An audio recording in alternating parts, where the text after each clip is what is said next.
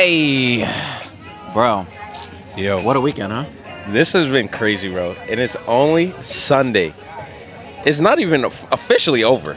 No, honestly, it's like Sunday, 1 p.m.? Like, Yeah, barely it's started. the middle of the day, bro. Here in the beach, N1 Hotel. Tournament yesterday. Yo, tournament was crazy. What about your Friday, though? Like, coming in, bro. Bro, No, because you were supposed to come in on Thursday. I was supposed to come in Thursday. Right. Friday was so insane, man. Like, when I tell you, there were so many moments where I thought, I'm not making it here. Yo. Like, it's just not meant to be. This is not for me. Right. Like, I think it was like the third time this flight got delayed. And it's Spirit, so I'm like, there's no way this shit's happening. Bruh. That's why I've heard so many bad things about Spirit, but like literally you can't really judge it until you've gone yourself. You've flown Spirit, right? I've flown Spirit twice, but it's been very short flights. I've never gone international. I mean, yeah, Puerto Rico's a part of America. Overseas, but like, yeah. Yeah, like never overseas. No, I've flown Spirit a bunch. Okay. Because like when I first moved to LA, it was like the only realistic flight I could afford. Because I was dead broke, right? So I don't know if I told you this. I moved to LA the day after I graduated college. Oh. Not like the day after, literally. But, like- I didn't go to my graduation because I had to pack. Oh my God. And then I graduated on a Wednesday. I left Thursday morning, drove across the country from Georgia to LA because I had to start my internship on Monday. Oh my God. Internship paid minimum wage. I lived And in the LA, middle of that's LA. like kind of terrible Yeah, I made, I think $11.50. at the time. Yeah. Yeah, that's what minimum wage was in LA back then. And dude, I would work 24/7, and then on the weekend I would do Postmates. Oh my 'Cause God. I Just couldn't to pay my get the rent. rest. Yeah, that's what I'm saying. It was Yo. crazy, dude. And it was like the only flight I could afford back that was direct from LA to New York. So you're Atlanta just was, used to flying Spirit. Yeah. So it's like I hate it, but it's like I know the routine, right? Expect nothing, prepare for everything. So you got to Yes, show yes, up. yes, Don't even mess around with your bag. If your bag is too heavy, they're gonna catch you. You got to pack light. You got to be efficient. Never check a bag ever. Do whatever Really? you can to avoid. Yes, your shit is either getting lost No or way. delayed, guaranteed. No way. Bust down the extra like $40 to get the carry-on. Yeah. That's what I had to do. Do not let it out of your sight, bro, because you're not getting it back. Oh my God. Put it in your sight, keep it. Get on the plane with your full entertainment. Don't pay for the Wi-Fi. It's trash. And it's expensive. So I get used to premium. So I'd be Right. downloading So you download hours. so much. Yeah. Show up and get on. And most of the time, if you follow the rules, like you know what to do, it's fine. Okay. So literally, Spirit breakdown right there. My first time flying Spirit, I'm used to flying JetBlue, Delta, sitting down, reclining the seat, have a monitor in front of you. I usually go to sleep on the flight, so I don't even use it. But the fact that I got on that flight and I was looking at the back of a seat, I was like, what is actually happening? So I'm just like, okay, I'm feeling a little sleepy. Let me recline the seat. Wait, how do I? Nope. No recline. No recline the seat. So I'm just like, all right, I'm just gonna go to sleep right here. No entertainment, no No, recline. nothing. You got to know the rules. Let me at least get some water. That'll be $4. Oh no, I just wanted just like the tap. That'll be $4. Yeah, that'll be $4. I'm sorry, $3.99. Nah. Just for you. No, the people, the real Spiriters, you'll see. They'll come with their drinks and they'll just ask for a cup of ice. Oh wow. And they'll buy them ahead of time. Yeah, No, yeah. my thing is, before I get on any Spirit flight, I just bust down the $8 at the airport, get the big bottle of water. Oh, yeah. So I can just sip on it the whole time. And that'll 'cause hold you the down. second you get on that plane, do not expect a thing. You will waste your money. That's so crazy. And bro. then I remember when I was really in it, when I fly from Atlanta to LA, I would get the like $7 snack pack. Yeah. Oh, and I yeah. would get it right around like hour 3.5. And it would So keep me that- just full enough to land. Just enough, bro. So like once you land, wow, you're a Spirit like Yeah, bro, I probably advocate, bro. Like 15 you know, Spirit flights like in a you row. literally, like you said, you literally know what it is. But after this, I'm done. Dude, that was the most miserable experience, bro. Yeah, I can imagine, bro. Flight should have landed at 3 p.m. Flight left at 6 p.m. I mean, you can't make... And the so craziest crazy. part was when this woman screaming, making a scene against the flight attendants. Like, I'm so certain, like, if I knew what to search on TikTok, it's viral right now. It was crazy, dude. Like I can imagine, bro. Because like you said, if you're supposed to land in Puerto Rico at 3:30 and you're still on the plane, at 5. At 5. It's just like, what the heck is going on, bro? Like, everybody, it was just like mass hysteria. You know, it's like, and you get this being in New York, like how like crowds shift in groups and how people are affected. Yes, a literally. couple of people were just done, bro. There was this Indian guy, he was just pissed. Bro. He was one of those guys that normally would be like that asshole that everyone hates because he's always yelling. Everybody was with him. They're Everybody like, was on the same timing, Like, Damn. everybody was with it. Except she just took it too far. She like went over the top. And because she was about to cost everyone. Because we were going to all have to deplane because she was going way too crazy on these flight attendants. Yeah. And then everyone turned on her and they were like, no, you got to go. Yeah, I can imagine, bro. Because everybody's like at a certain level of irritation. And then when someone like goes even above and beyond that, so now it's just like, this is everybody like collectively is like, whoa, like you're actually doing too much. There was a moment where either everyone was gonna get on her side and we were just gonna go crazy. That's what I'm thinking. Like, what if everybody like actually took our side, like in an alternate universe, bro? Everybody's just like on that level with her, bro. I think honestly, if the plane got delayed one more time, it might have happened. People were done, dude. There was this funniest part. The very, very last delay. This is when they had to get new flight attendants. They get the new flight attendants, and the old flight attendants leave. They gas it up, and they're about to leave. But at this point, it's been so many hours, no one believes we're leaving. Right. And they're like, okay, guys, we're about to take off. We just have to do our last check. And you just hear a collective groan. Hundreds of people in the flight just like, ah! People just sick of it. If they delayed it one more time, I think people would have just rioted. Yeah. I think they would have just been like, no, like get Spirit headquarters on the phone right now. That flight was not going to leave. Like, get the news, whatever we got to do. People were done, dude. But finally made it here. Finally get here, yeah. In the night. And then you just spent the whole Friday here. Before me, I landed like Friday night, right? Yeah. And that day was crazy. We're here at N1 because N1. of potential business. Shout out to N1. Shout out to Looking N1. out for numero uno, Puerto Rico. Yeah, man. It's like, obviously I don't want to say too much. Right, yeah. Potentially a really good opportunity. I'll say this. You a Christian? No. No? Okay. Do you believe in any sort of... Yes. I do believe in a higher power, but not decided on what it is. You're good. Insert higher power, right? Yeah. Doesn't really matter for the analogy. One of the biggest changes I've tried to make in my life is I was a big planner. Like my whole life, I was a huge planner. I would focus, try to plan as much as I possibly could. After my divorce and like seeing how quickly life and your plans can fall apart, I have really, really trying to be whoever's up there, you got it. I'm just trusting the higher power. Like just being very flexible and like not even just going with the flow, but trusting the process. Right. So. I'm just going to get ready, and whatever is going to happen is going to happen. Because I've just understood how little we really control in life. And like for someone who was so focused on control and planning, watching my whole life just boom in a snap, and realizing like it's okay if you have like the preparation and the skills. I've just kind of stopped planning. I'm just going with it. So if this opportunity works out and I'm supposed to be here, it's gonna happen. If not, it's not. Exactly. Like granted, it would be great if it does, but if not, no harm, no foul. Right. I've been watching a lot of stuff on Buddhism, and I'm not a Buddhist, but I really like the way they look at life.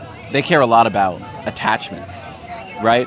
It's the idea of like the moment you want something too much, you'll never really get it. True. Or if you get it, it won't satisfy you. It won't be as satisfying. And I really related to that because when I was out in LA, I was learning to be a manager. Because all I wanted in life was I wanted to move to LA, be a talent manager, drive a cool car.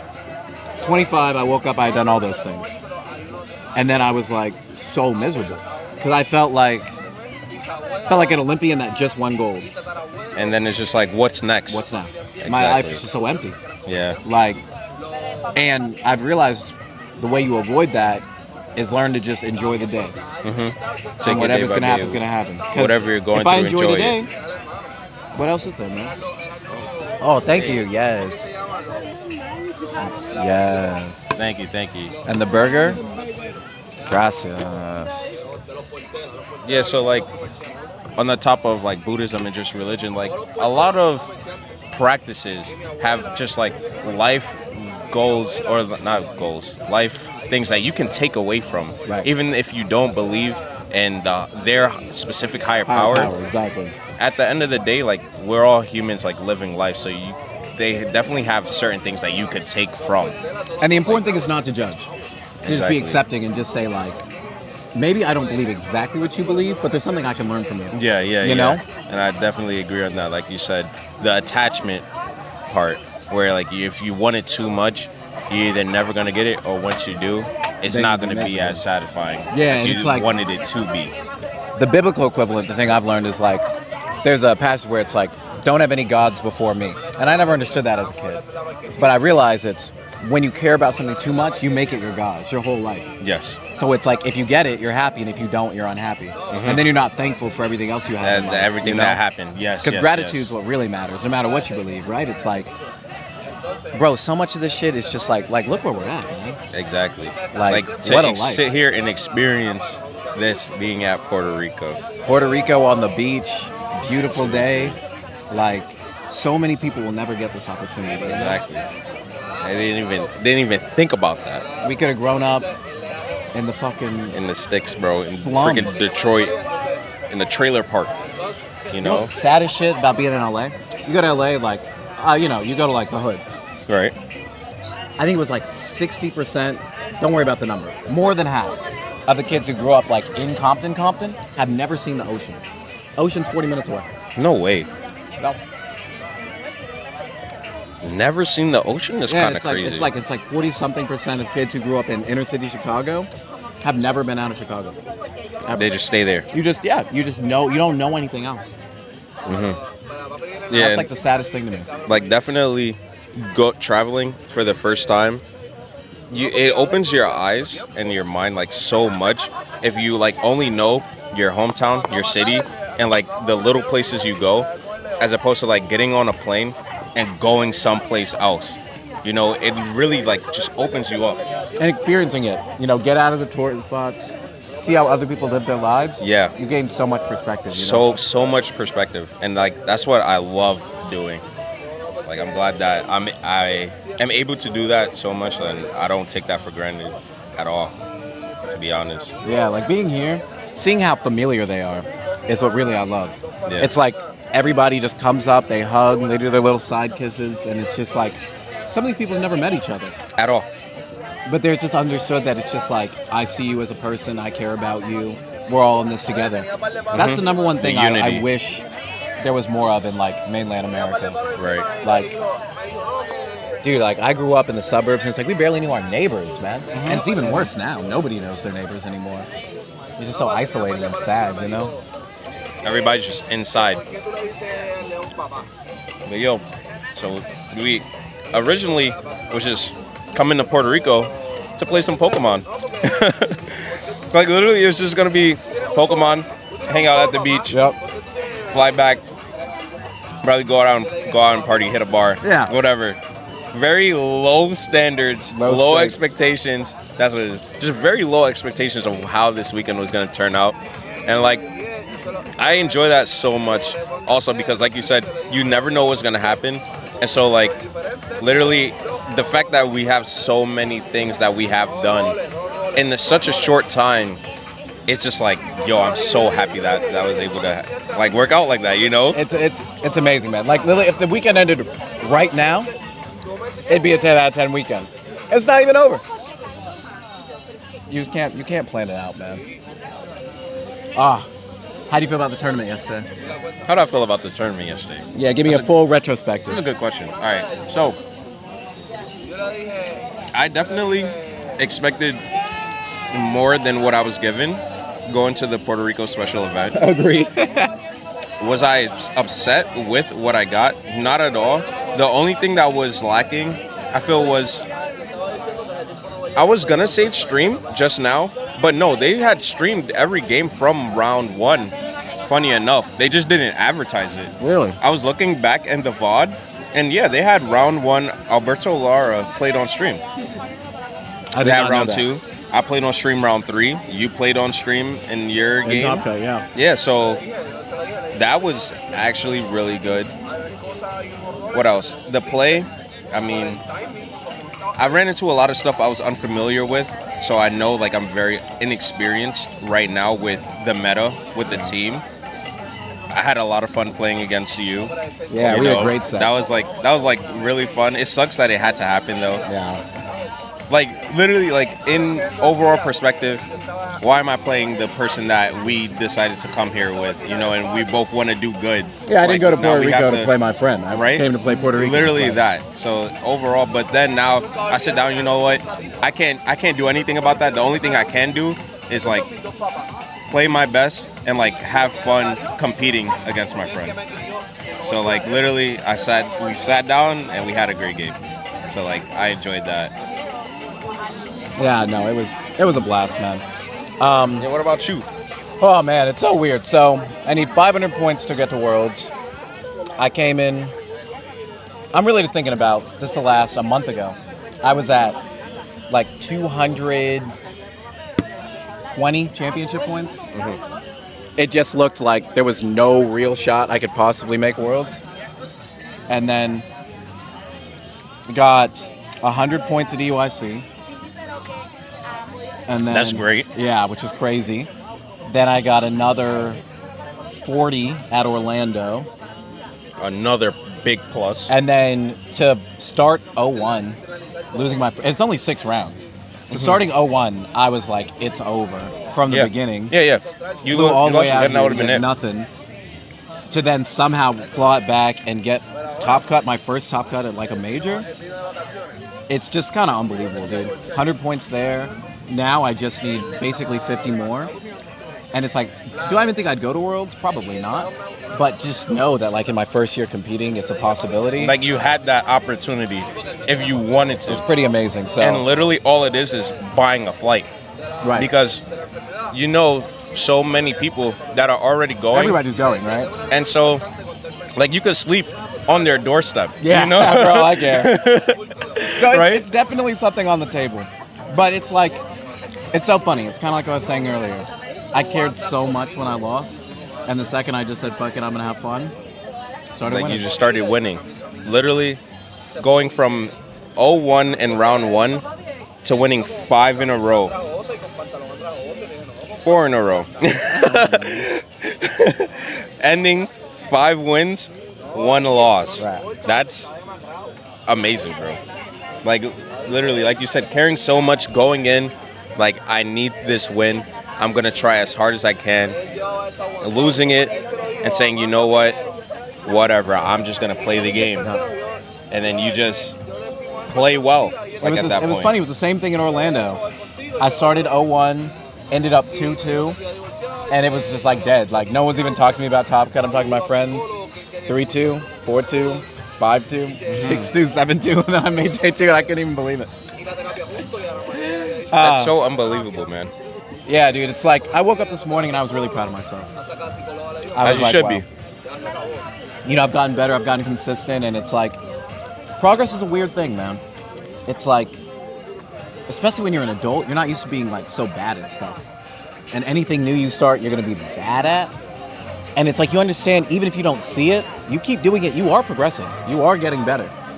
And then one day, sometimes it takes a year. You wake up later and you're like, wow. I'm pretty good at this, That is literally this thing that I was struggling with too. Like you said, progress and like self-acceptance, right? Because you walk into something, like you said, you're not going to be the best at it. Right. You could be okay. You could be really good. You could be a prodigy. But you know that there is still more to go. Like there's a path ahead of you and you need to walk this path. So as you're continuing doing whatever it is, you never like get the chance to stop and notice how well you actually are at that point. It's kind of like getting taller. You don't see yourself getting taller at all. But then you see your aunt and she's like, "You're so tall." Yeah, and like you're like, wait, I am actually like taller. Like literally the self-realization. It just happens so gradually you don't even realize it at all. Like literally, and playing this game is like just a great representation of that, because like I walked in, I used to go like 2-5 at regionals, twice, like 2-5, 3 3x. Yeah. So then It's just like I go to locals, and then I top cut, I do well, and like I don't sit there and say like, yeah, like I'm a good player. Right. Like I'm just like, yeah, like when I lost, like I needed to do this, I need to do that. Like I'm so bad, or like I should have done this. That was so dumb. You're so focused on the stuff you did wrong, you don't realize like, bro, you just top cut. Exactly. And that's like a big thing. I think that a lot of people, go through, because if like I'm feeling it and you're feeling it, I can imagine like everyone. I mean, the hardest part is dealing with one, prodigies, and two, the internet. It's very hard to be bad at stuff as an adult because you are surrounded by constantly seeing people who are good at anything. So I started learning how to play piano this year. I used to play as a kid, stopped forever. It's something I want to get good at again because it's something I really like. I'm so bad. So bad. But you go and you watch these YouTube videos of like 1 year practicing piano, and these people are just gods. Can't do that. Even in Pokemon. Everything's cool till Justin Tang wins 2 regionals. Right? Yeah, then you're like, who is this, bro? How did he do that? Instant star. You start comparing yourself and you're like, man, I suck. Like I have the same amount of time as him. Right. Why am I not as good? Right. Why am I not at the same level or even close? Like I couldn't see myself winning a regional. Right. Like what do you? Let alone mean? 2. It's like, right? man, I am bad. Right. They make it look easy, right? But it's like you can only compare yourself to past you. You can't compare yourself to current somebody else. So current somebody else. Or past or future someone else. And that's what's just so tough. But it's like, yeah, if you look at where you were, when did you start playing? Like a year ago? VGC, yeah. Yeah. VGC, like really competitively a year ago. I'm sure you're unquestionably so much better. Yeah, like I would say I'm like one of the top players in New York. Not the top, but right below. But you're a threat. Yeah, like you can't sleep, and that's what I'm very proud of saying and being able to realize that, and still just not letting it get to my head too. Like knowing that you're pretty good, but you don't want to like get cocky with it. Right. You don't want to be like, oh yeah, like I'm this good. Well, like, you still know how far you have left to go. Mm-hmm. Yeah. I think what's good for you is, I think so far, at least at like the higher regional levels, you've had a very linear progression. Like your last region, you were like 6'3", right? Yeah. No, 5'4". In Orlando, I went 4'5", but I'm perfectly okay with how I performed at Orlando. The point is, you've been getting better as you go. Oh, yeah. I definitely see the progression. What's really tough is I got friends who, they crush at locals, they're doing so well, they got their Worlds invites, but then they go to like the big tournaments and they don't perform well. And then you have to deal with like imposter syndrome. And to me, that's a much harder position to be in, because everyone in the world is telling you you're really good, but you don't believe it, because the things that really matter to you, you're not getting, right? Like getting a little better over and over again, I think is so much better than the worst. I think is people who do really well at the beginning and then start doing bad. Yes, that's I like agree. I couldn't imagine that. Yeah, like the fall off. Yeah, if you're someone like a Tang and like you win your first tournament, now every tournament you go to you don't win. It's like, nah. You're just like, damn, bro, what happened to me? Like I used to be that guy, Like That's what hard. do you mean? Like literally, like you said, comparing yourself to your past self. Yeah. Your past self won a regional. So what's going on now? Right. Literally. It's like if you're like a athlete and you win championship. Any year you don't, or you get older and now you're just not as good. Mm-hmm. That's got to be a painful that experience. hurts. I can't imagine. That hurts, yo. Good job. All right. What's the new checklist for the rest of the weekend? For the rest of this weekend? Yep. Well, I want to talk about what we did like last night. Not in super detail. Do you? But like, tell me what we were doing last night. yo, so David is out here hanging out with his guy, meets someone who we call the mayor. The mayor knows everyone in Puerto Rico, pretty much. If not everyone, 95% of the people. This person knows, like, no matter where we went, They know someone. it's not like they knew. Everyone knew them. It was kind of unbelievable. Everyone knew them. So after the regional, we go back, take a nap, and now we're like, you know what? Let's celebrate. celebrate the top 8, celebrate being in Puerto Rico. You know, we're only here for 2 more days. Yep. We go out, Puerto Rico nightlife, jumping from club to club was an unreal experience. Unbelievable. So much fun. Paying for things in the club super cheap as opposed to mainland America, bro. Super cheap. And the access we got? Yeah, bro. That was amazing, bro. You would have thought we were like thought I was celebrity or something, right? And I'm like literally never experiencing that before. Yeah, it's I felt like a real VIP yesterday. It's so cool, man. That was fun. Like literally VIP in Puerto Rico, man. So that's would recommend. You ever come here? You know me like IRL. I know you should do the mayor. It'll be fun. Yo, that is like literally took us to where we needed to go. But fun. So today we're here at the beach. Yep. I'm looking forward to going out tonight, obviously. Yep. Maybe seeing something else. Old San Juan. Old San Juan. Gotta go Yep. Old San Juan. Old San Juan. But other than that, my yesterday has been great. And just like you said, whatever happens, happens. You know, I won't be disappointed. But I'm looking forward to being impressed. Yes, sir. Good shit, bro. That was a good one.